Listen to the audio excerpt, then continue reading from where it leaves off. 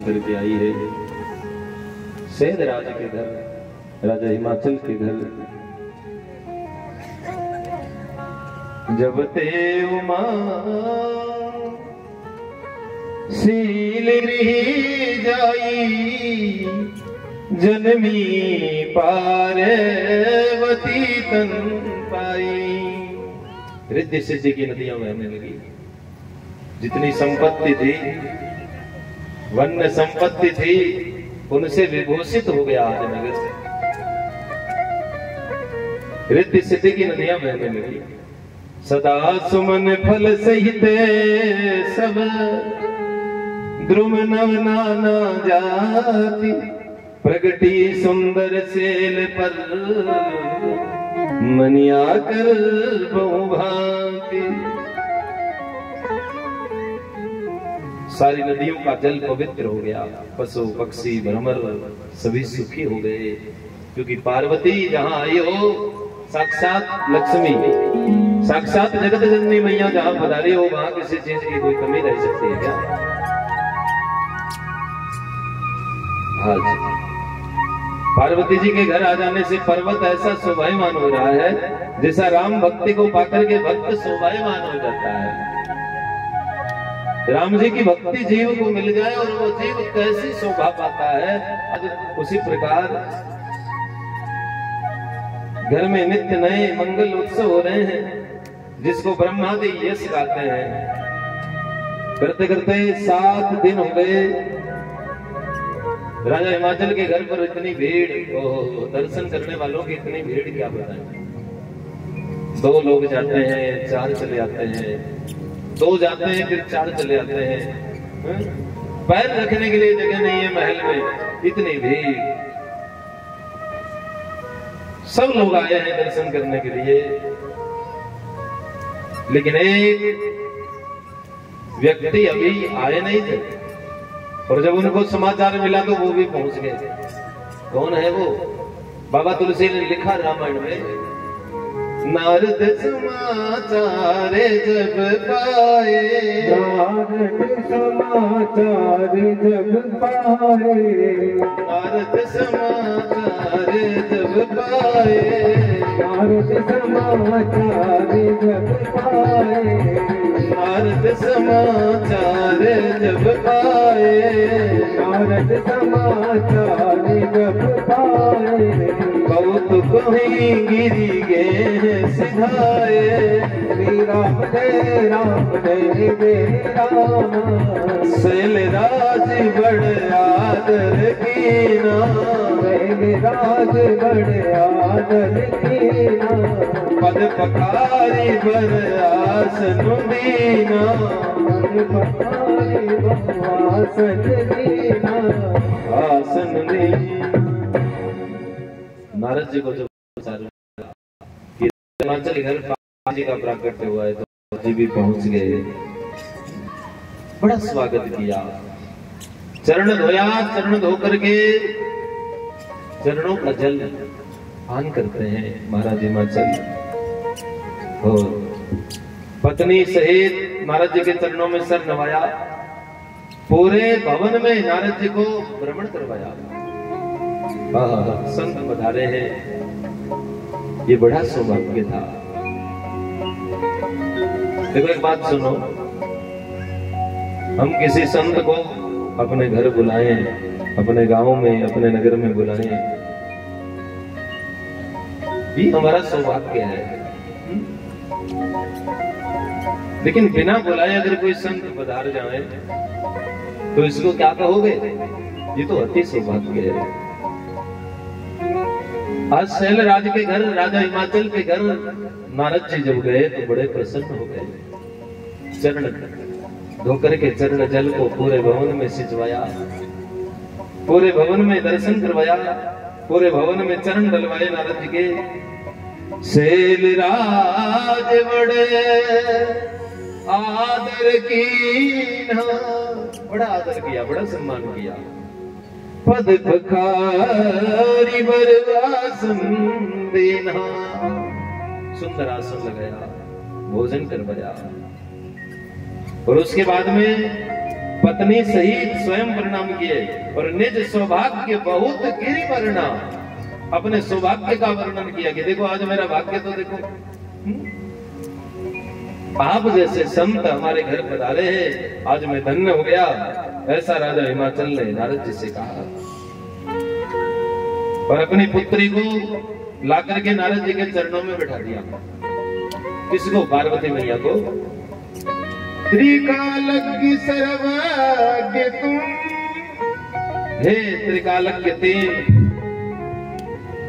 समय का ज्ञान रखने वाले त्रिकालज्ञ, त्रिकालज्ञ सर्वज्ञ तुम, गति सर्वत्र तुम्हारी, सब जहां में जाने वाले, सब स्थान में भ्रमण करने वाले हैं नारद जी। कयऊ सुता के दोष गुण, मुनिवर हृदय विचार, त्रिकालज्ञ सर्वज्ञ तुम, गति सर्वत्र तुम्हारी, कहो सुता के दोष गुण, मुनिवर हृदय विचार। महाराज हमारी बेटी का भविष्य वर्णन करो, हमारी बेटी का बताओ कि इसका भविष्य कैसा होगा। तो नारद जी मन में सोचने लगे, पूरे संसार के भविष्य को बनाने वाले जो है उसका भविष्य मैं क्या वर्णन करूं। ये तो जगत जननी है, जगत की मां है ये तो। लेकिन राजा ने कहा है ना, तो बहुत सुंदर बात कही नारद जी ने। राजन हो वही पूज सकल जग माई, पूरे संसार में पूज्य होगी तुम्हारी बेटी। सुंदर सहज सुशील सयानी, सुंदर सहज सुशील सयानी, नाम उमायंबे का भवानी, नाम उमायंबे का भवानी, नाम उमायंबे का भवानी, नाम उमायंबे का भवानी, भवानी। सुंदर सहज सुशील सयानी, नाम उमा अंबिका भवानी। कोई इसको उमा कहेगा, कोई अंबिका कहेगा, कोई दुर्गा कहेगा, कोई कालिका कहेगा, कोई ब्रह्माणी कहेगा। एक नाम नहीं है, तुम्हारी बेटे के बहुत सारे नाम है। नाम उमा अंबिका भवानी, सुंदर सहज सुशील सयानी। ये सुंदर होगी, सहज होगी, सुशील होगी, बड़ी समझदार होगी। और तुम्हारी ये कन्या है, सब सुलक्षणों से संपन्न है। ये अपने पति को सदैव प्यारी होगी, इसका सुहाग सदा अचल रहेगा। इसके माता पिता है वो यश पाएंगे, यश मिलेगा इसके माता पिता को। बड़ा सुंदर वर्ण किया। तो हिमाचल ने कहा कि देवी तुम कुछ जानना चाहते हो? तो मैना जी ने भी नारद से कुछ किए कि महाराज आप बताइए हमारे बेटे का जो होगा वो कैसा, जब हम शादी करेंगे जब इसकी, जब ये बड़ी हो जाएगी तो इसका पति कैसा होगा। माताओं को तो ही टेंशन रहती है, या तो हमारी बेटी को पति क्या मिलेगा या फिर हमारे घर बहू कैसे आएगी। हाँ, तो ये दो चिंताएं बड़ी रहती है जीवन में। तो नारद जी ने कहा कि मां क्यों चिंता कर रही हो, तुम्हारी बेटी जो है उसका जो पति होगा ना बड़ा अद्भुत है। उसमें गुण भी होंगे, अवगुण भी होंगे, लेकिन है बड़ा अद्भुत। अब आप ये बताइए आपको गुण सुनना है कि अवगुण पहले? मां ने घबरा करके कहा कि महाराज अवगुण भी होंगे क्या? बोले हाँ बिल्कुल। सुनना क्या है तुम्हें, पहले क्या सुनना है? तो मैया तो बड़ी घबराई और कहा कि महाराज ऐसे करिए पहले अवगुण ही सुना दो। कैसा पति होगा जोगी जटिल अकाम मने गगन मंगल वेश, जोगी जटिल अकाम मने असे स्वामी मिली परिहस सिरेख।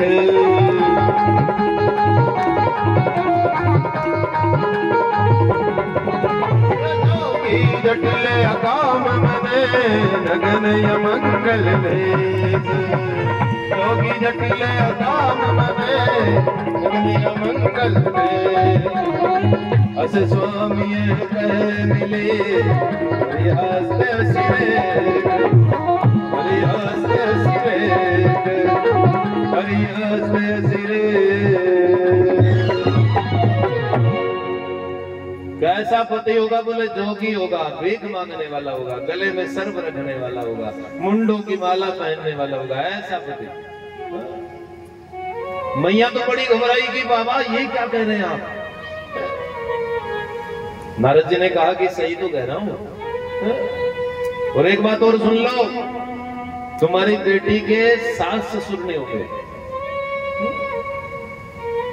मैया ने कहा क्या कह रहे हैं आप? ऐसा क्या वर बता रहे हो?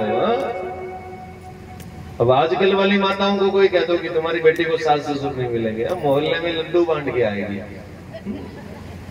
तो यहाँ मैया को अच्छा नहीं लगा। माँ मैना जी ने बहुत सुंदर बात कही, महाराज फिर हमारी बेटी सेवा किसकी करेगी? अगुने अमाने मातु पितुहीना,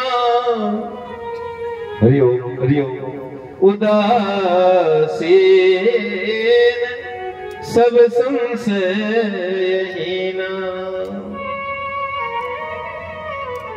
माता पिता होंगे ही नहीं, ये बड़ी अद्भुत बात शिव जी के लिए कह रहे हैं ना।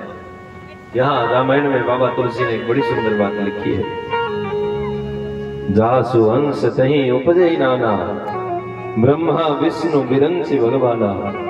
हरिओ हरिओ हरिओ।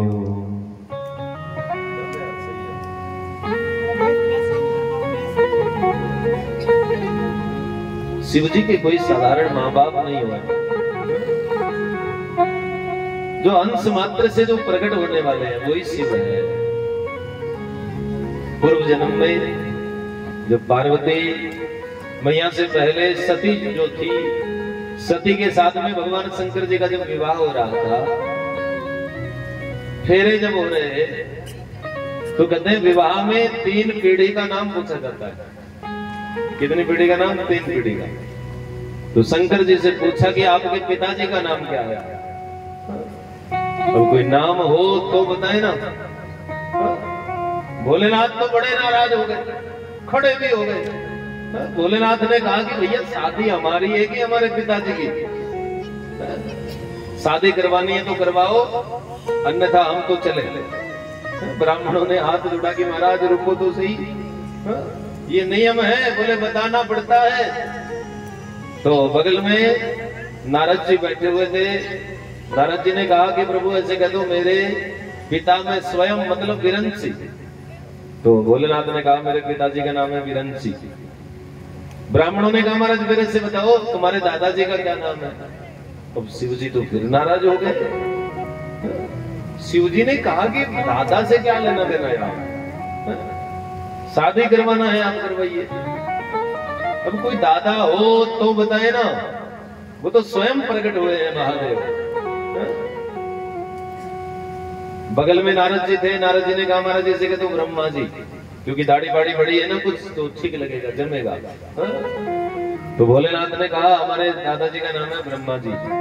फॉर्मेलिटी की आप सारी।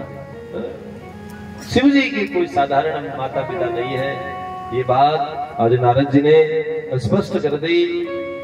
बोले माँ तुम्हारी बेटे को जो पति मिलेगा उसके कोई साधारण माँ बाप नहीं होंगे। जो भी होगा, गले में सर्प रखने वाला होगा, भीख मांगने वाला, मुंडों की माला धारण करने वाला। और मैया तो बड़ी घबराई, लेकिन भोलेनाथ के लिए एक बात नारद जी ने और स्पष्ट कर दी कि माँ जो जो दोष मैंने बताए हैं इसके पति में, वो सब भगवान शंकर से मिलते जुलते हैं। और शंकर जी तो समर्थवान है, समर्थवान को दोष नहीं लगता। सूर्य की किरण गंगा जी पर भी पड़ती है, एक गंदे नाले पर भी पड़ती है, लेकिन सूर्य की किरण जो है वो अपवित्र नहीं हो जाती। गंगा जी में कितने नाले आकर के मिल जाते हैं, कितने नाले मिल जाते हैं, लेकिन गंगा का जल तो सदैव पवित्र रहता है, क्योंकि वो समर्थवान है। अब हमारे घर में ही देख लो ना, एक घी का गिलास भरा हो, एक जल का गिलास भरा हो। अब जल वाले गिलास में अगर कोई मक्खी गिर जाए तो उस जल को कोई पिएगा क्या? पिएगा क्या? नहीं। और घी वाले गिलास में मक्खी होगी तो, क्योंकि घी में सामर्थ्य है, वो उस मक्खी के दोष को छुपा लेता है। आज यही बात नारद जी ने स्पष्ट कर दी। मां, भोलेनाथ में ये जो मैंने दोष बताए हैं ये है तो सही, लेकिन भोलेनाथ तो समर्थवान है। बाबा तुलसी ने लिखा बड़ा सुंदर,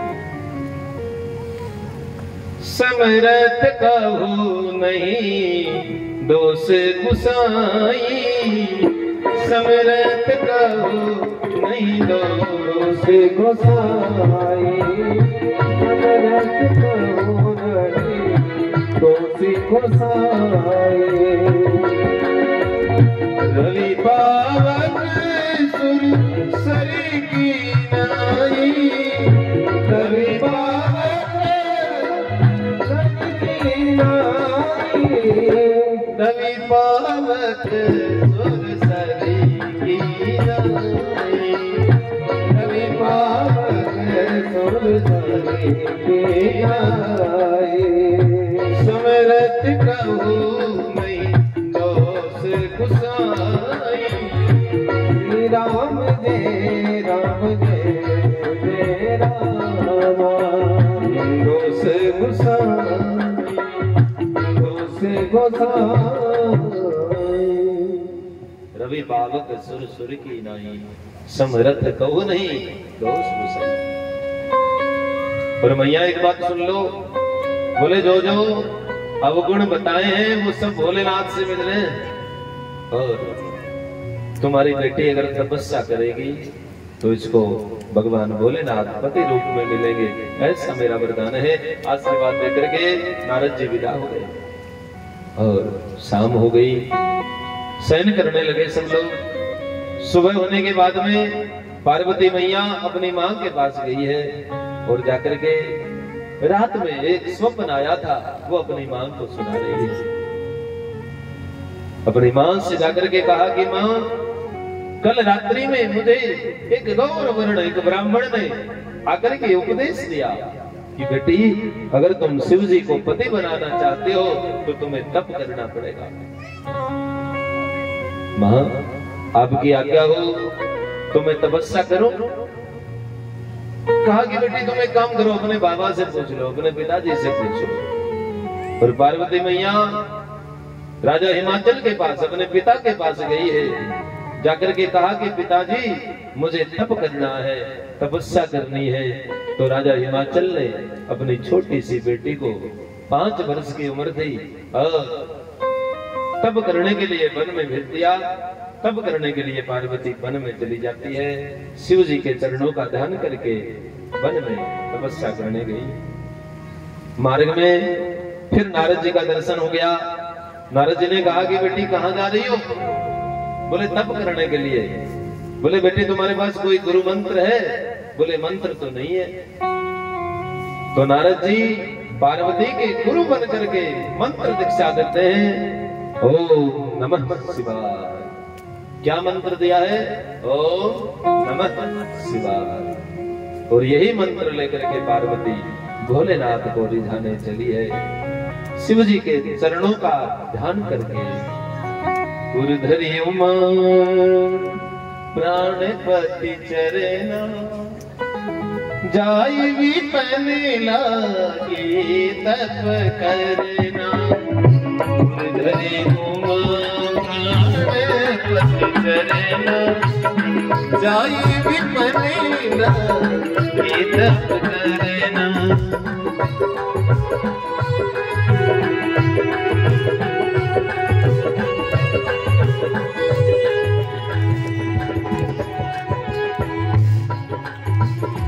हरि बोल गाइए।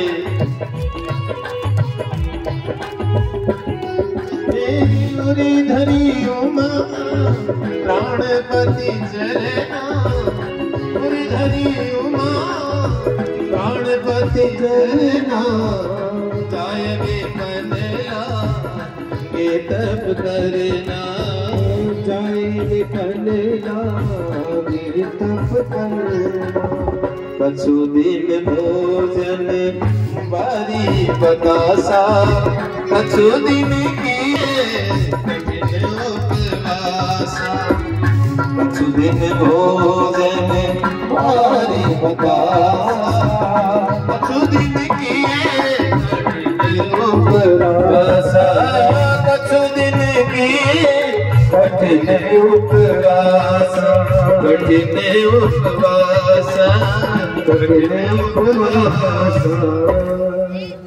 उर्धरी उमा प्राणपति चरना, इस चौपाई पर गौर करना। शिव जी के शरण का दान किया, अभी तक शादी नहीं हुई थी ना,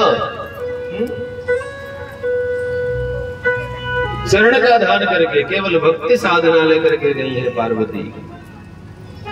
शिव जी का ध्यान करने लगी, ओम नमः शिवाय मंत्र पढ़ने लगी है। भोजन का त्याग कर दिया, बेल पत्र पत्ते इत्यादि वृक्षों के पत्ते तोड़ करके खा लेती है, जीवन यापन कर रही है। कछु दिन किए कठिन उपवास, भोजन का त्याग हो गया।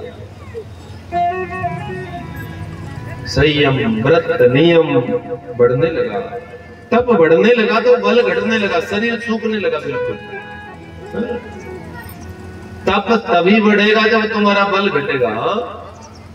अब आजकल हम एकादशी का व्रत रखते हैं, ध्यान देना। अब व्रत से बड़ी तो फलाहार की लिस्ट हो जाती है। बोले महाराज सुबह सुबह दूध, ड्राई फ्रूट, फिर सीधे फ्रूट, फिर सामक का खीर, फिर ये महाराज कुछ नमकीन भी बोले ये फलारी है, ये चिप्स है, ये वो है, ये वो है। अब सुबह से लेकर के शाम तक जितना व्रत होता है ना, 24 घंटे का समझ लो, क्योंकि एकादशी का व्रत अगले दिन खुलता है। तो व्रत से बड़ी तो हमारी लंबी लिस्ट हो जाती है। जब ये काय का व्रत है, पार्वती मैया को देखो यहाँ, कछु दिन किए कठिन उपवास, कठिन उपवास, भोजन का त्याग कर दिया। बेल पात मही परई सुखाई, सात खाए 7 वर्ष गवाई। 7 वर्ष व्यतीत हो गए और 12 वर्ष की अवस्था हो गई। 7 वर्ष की अवस्था थी तब आई थी, और आज समय व्यतीत हुआ, कुछ तप बढ़ने लगा, बल घटने लगा, और शंकर जी अपनी ध्यान में बैठे हुए हैं। और भगवान राम ने जाकर के राम जी से, शंकर जी से जाकर के निवेदन किया कि प्रभु सती जो है वो पार्वती बन करके आई है, आपको पति रूप में वर्ण करना चाहती है, आपको जाकर के विवाह करना होगा। शिव जी भगवान स्वीकार करते हैं। और इधर पार्वती मैया की तपस्या, निरंतर तपस्या बढ़ रही है, तप बढ़ने लगा, बल घटने लगा। बोलो पार्वती अम्बा की जय, बोलो रामचंद्र भगवान की जय। कल की कथा में हम शिव विवाह की कथा, शिव पार्वती के विवाह की कथा सुनेंगे, और परसों राम जी का प्राकट्य होगा। तो शिव विवाह की कथा के लिए आज से ही आप सब आमंत्रित हो। बड़ी सुंदर कथा कल बोलो शंकर भगवान की। और कुछ सूचनाएं हैं आपको।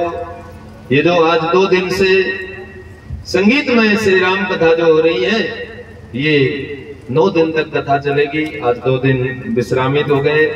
और इस यज्ञ में, इस कथा में कुछ दानी सज्जनों के नाम मेरे पास आए हैं। 500 रुपए गुप्त दान के रूप में स्वीकार हुए हैं। बहुत बहुत आभार, बहुत बहुत अभिनंदन। और 500 रुपए श्रीमती द्रौपदी जी गोस्वामी, बहुत बहुत आभार, अभिनंदन, स्वागत। 500 रुपए श्री रवि जी गर्ग राम कथा में समर्पित कर रहे हैं। बहुत बहुत आभार, बहुत बहुत अभिनंदन। 2 कूलर की सेवा श्याम परिवार की ओर से, श्याम स्क्रीन आर्ट, ये जो फ्लेक्स का काम है इनका। अभी ऑफिस जो है 6 नंबर सेक्टर में हो चुका है। तो आप कोई पंपलेट, शादी का कोई कार्यक्रम हो, बर्थडे पार्टी हो, तो ये जो बोर्ड लगा हुआ है ये आप पढ़ सकते हैं। प्रिंटिंग का काम है इनका। हर धर्म के कार्य में ये सेवा देते रहते हैं। एक बार जोरदार तालियों से श्याम परिवार का अभिनंदन। और टेंट की जो सेवा है, ये तो मैंने आपको कल ही बता दिया था। हमारी किरण मैडम, जोरदार तालियों से अभिनंदन, स्वागत। तो ये सार्वजनिक यज्ञ जो कथा है, इसमें आप सब हिस्सा लेंगे, सब लोग कथा सुनेंगे। पहली बात तो ये है, सहयोग की बात तो बाद में है, पहले तो आप कथा सुनो सब। वो कहते हैं दक्षिणा जो होती है वो तो मन से होती है, बाद में मन में जचे तो, नहीं तो कुछ नहीं। पहला काम तो यही है, आप सब परिवार आकर के, सब लोग आकर के कथा सुने। ये किसी एक व्यक्ति की कथा नहीं है। हम सब मोहल्ले वासी जितने भी सेक्टर है यहाँ, सब मुक्ता प्रसाद नगर की कथा है। श्री मद भागवत कथा सभा समिति समस्त मुक्ता प्रसाद नगर, हम सब आयोजक हैं।